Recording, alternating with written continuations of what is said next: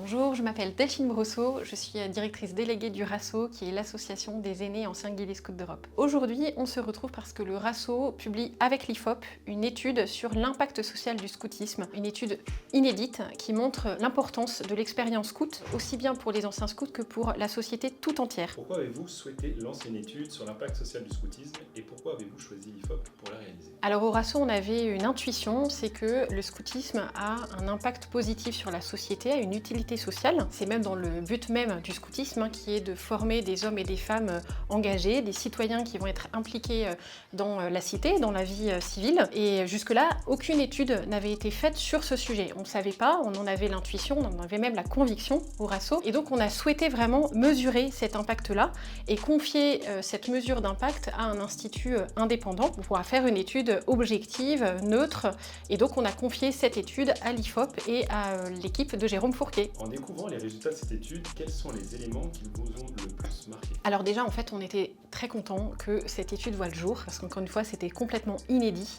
ça n'avait jamais été fait jusque-là. Et puis on a été très marqués par l'ampleur des résultats, puisque sur tous les indicateurs, il y avait un décalage entre les anciens scouts et la population française, le grand public. Sur vraiment l'ensemble des indicateurs, que ce soit l'engagement bénévole, la générosité, le taux de participation aux élections, le chômage, etc. Et donc ça, c'était vraiment marquant de voir qu'il y avait vraiment une différence entre ceux qui sont passés par le scoutisme et ceux qui n'en ont pas fait. Et ce qu'on a pu voir aussi, c'est qu'il y avait une différence pour toutes les catégories socio-professionnelles. Voilà, c'était vraiment structurel. Quelle que soit la classe socio-professionnelle, en fait, il y a une différence entre les anciens scouts et ceux qui n'ont pas fait de scoutisme. L'étude révèle que le scoutisme a un impact social significatif.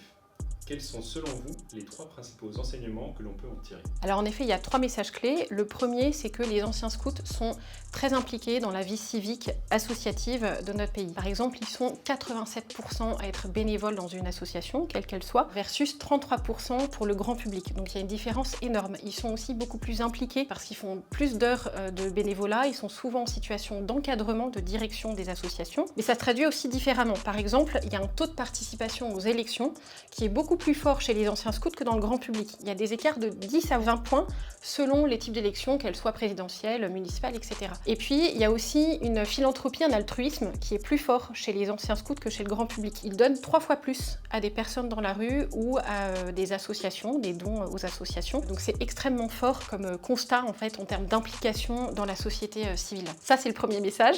Le deuxième message, c'est que les anciens scouts vont bien. Ils ont un niveau de bien-être qui est très fort. 93% d'entre eux disent qu'ils vont bien et même 33%, donc 1 sur 3, disent qu'ils vont très bien. Quand on regarde par rapport au grand public, on est à 72% du grand public qui va bien et que 10%, donc une personne sur 10 qui se dit aller très bien. Donc il y a un fort décalage entre les deux. Alors ça s'explique de différentes manières. Ce qu'on voit, c'est que les anciens scouts en fait sont en effet très impliqués dans la vie sociale, associative, donc ils sont pas tout seuls. Ils voient des gens, ils ont une vie sociale intense. Ce qu'on peut voir aussi dans l'étude, c'est qu'ils ont un entourage proche, par exemple. Ils sont 92% à avoir gardé des amis de leur passage chez les scouts. Donc quand on a des amis, une amitié forte depuis 10, 20, 30 ans, forcément c'est des gens sur qui on peut compter. Et enfin, ça s'explique aussi par leur mode de vie.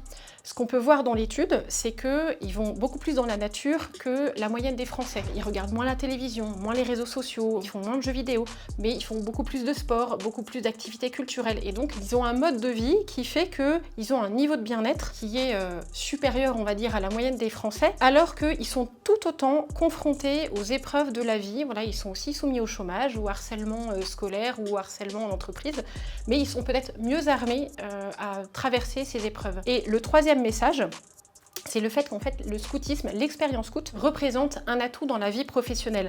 Alors c'est un atout pour ceux qui ont fait du scoutisme, mais in fine c'est un atout aussi pour leurs collègues, pour leurs entreprises. Pourquoi? Parce que, alors, ce qu'on a vu, c'est que 93% des anciens scouts estiment que leur expérience scout leur est utile au quotidien dans leur vie professionnelle. Et puis, il y en a 73% qui nous disent que leur expérience scout a représenté un atout dans un entretien d'embauche. Donc ça, c'est très factuel et c'est intéressant, c'est pertinent pour eux. Mais à la fin, ce qui est intéressant, c'est que cet atout-là va aussi au bénéfice de toutes les entreprises et de leurs collègues. Ce qu'ils nous disent, c'est qu'ils ont pu développer des qualités humaines grâce au scoutisme, le sens du collectif, le sens des responsabilités, la débrouillardise, la capacité à positiver.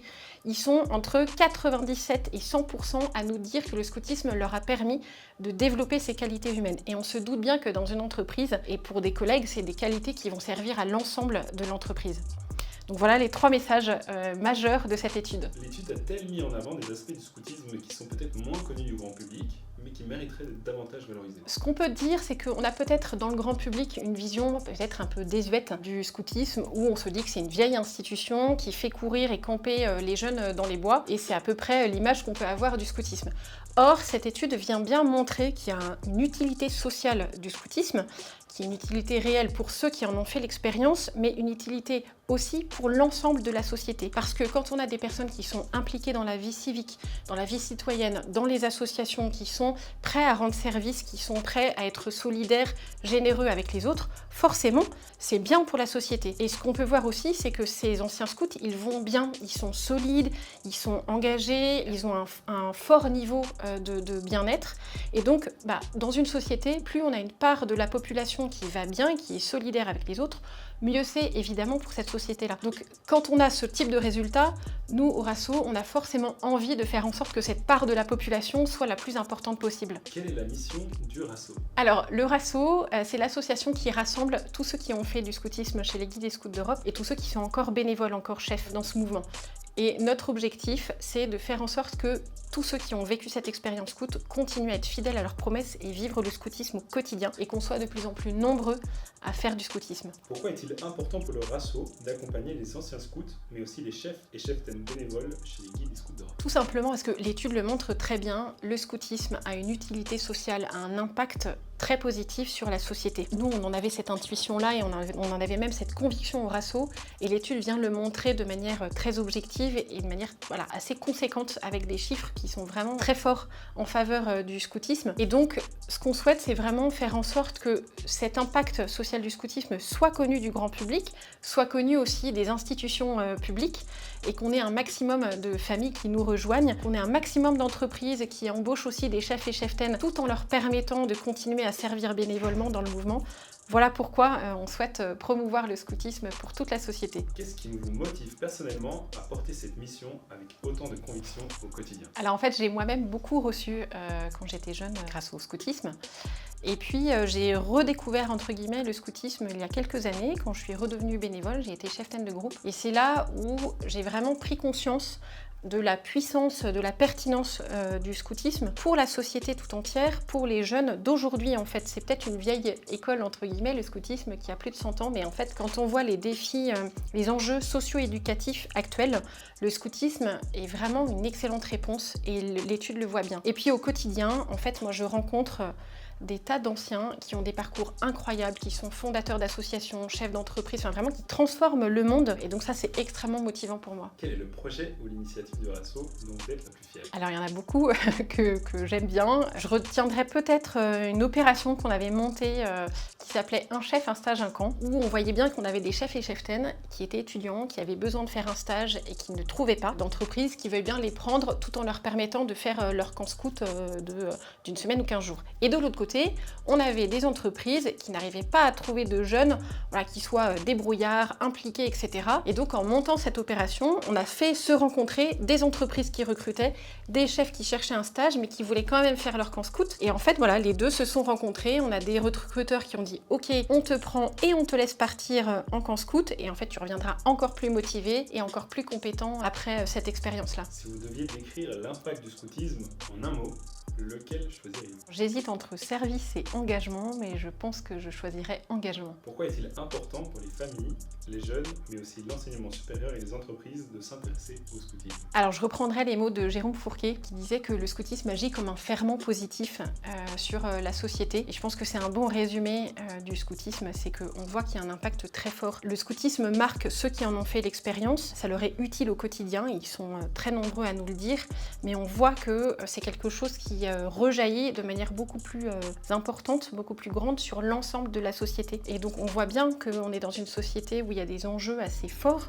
au niveau social, sur la solidarité, sur la précarité, sur les enjeux climatiques, sur la vie civique. Et en fait, le scoutisme est une réponse extrêmement pertinente aujourd'hui. Quels sont les grands projets et orientations du RASSO pour les années à venir? Alors, les grandes orientations, c'est tout simplement de faire en sorte que 100% de ceux qui ont été guidés Scouts d'Europe soient fidèles à leur promesse, que cette promesse scout les guide dans leur quotidien, dans leur vie professionnelle, dans leur vie personnelle. Et puis, bien évidemment, qu'on ait de plus en plus de jeunes qui puissent vivre cette expérience du scoutisme. Quel message souhaiteriez-vous adresser aux anciens scouts qui hésitent encore à rejoindre le RASSO? Je reprendrai les mots de Baden-Powell qui disait qu'il faut continuer à être fidèle à sa promesse, même quand on a cessé d'être un enfant. Donc voilà, je pense que c'est une bonne devise pour le RASSO. Et puis j'ai envie de dire à tous les anciens que le RASSO sera là pour les y aider, pour les aider à être fidèles à cette promesse. Vous souhaitez en savoir plus? Téléchargez l'enquête complète pour explorer tous les chiffres et analyses de l'IFOP sur l'utilité sociale du scoutisme.